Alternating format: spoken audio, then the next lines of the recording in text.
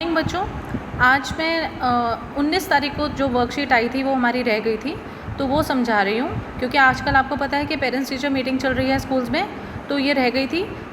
Google meet पर भी मिलेंगे, लेकिन उससे पहले वर्कशीट को समझते हैं। वर्कशीट नंबर 7 क्लास है 10th और सब्जेक्ट है साइंस।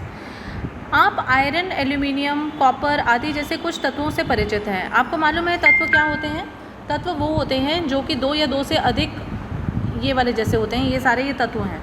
तत्व वो होते हैं, ऐसे सिंबल्स होते हैं जो कि 2 या 2 से अधिक मिलकर जो है एक नया यौगिक बनाते हैं। मतलब आप जैसे समझ लो, हम लोग मैथ्स में भी करते हैं ना, 1 + 2 = 3, ठीक है ना। इसी तरह से केमिस्ट्री में क्या होता है, कुछ तत्व होते हैं वो क्या होते हैं, अनब्रेकेबल होते हैं। मतलब इनको हम लोग और ज़्यादा विघटित नहीं कर सकते, और ज़्यादा इसको हम तोड़ नहीं सकते, ये ऐसे के ऐसे ही होते हैं। उल्टा ये 2 या 2 से अधिक तत्वों को मिलाकर नई चीज़ बनाते हैं, जिनको यौगिक कहते हैं, ठीक है। तो आज हम एक्चुअली क्या करेंगे, तत्वों को 2 चीज़ों में वर्गीकरण किया जाता है। तत्व बेसिकली 2 चीज़ों में वर्गीकृत होते हैं, एक होती है धातु और एक होते हैं अधातु। उस दिन मैंने आपको बताया था कि जो धातुएं होती हैं उनके अंदर तन्यता होती है, मतलब उनको तारों के रूप में खींचा जा सकता है, ठीक है। उनके अंदर अघात वर्तनीयता होती है।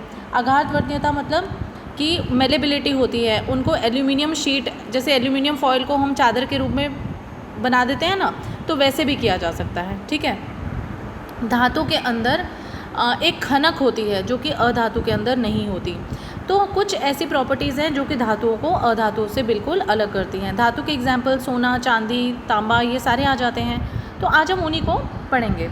जैसे कि सबसे पहले तो आपको इनके सिंबल्स याद होने चाहिए। जैसे लोहा जो है उसका सिंबल है Fe, ठीक है।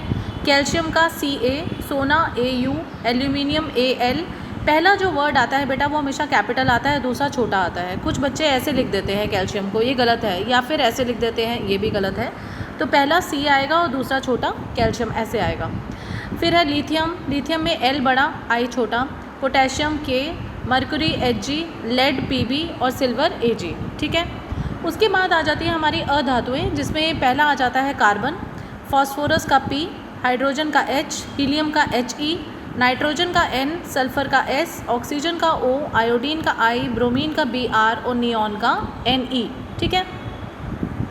तो अगर हम जब ये अभ्यास करेंगे तो आपको ये सारी चीज़ें वापस आ जाएंगी। जैसे ब्रोमीन का Br, ठीक है, कैल्शियम का Ca, लेड का Pb, चांदी का Ag, ठीक है। और उसके बाद है नाइट्रोजन का N, राइट। उसके बाद हमारा नेक्स्ट क्वेश्चन है, निम्नलिखित तत्वों को उनके संकेतों के आधार पर पहचानिए।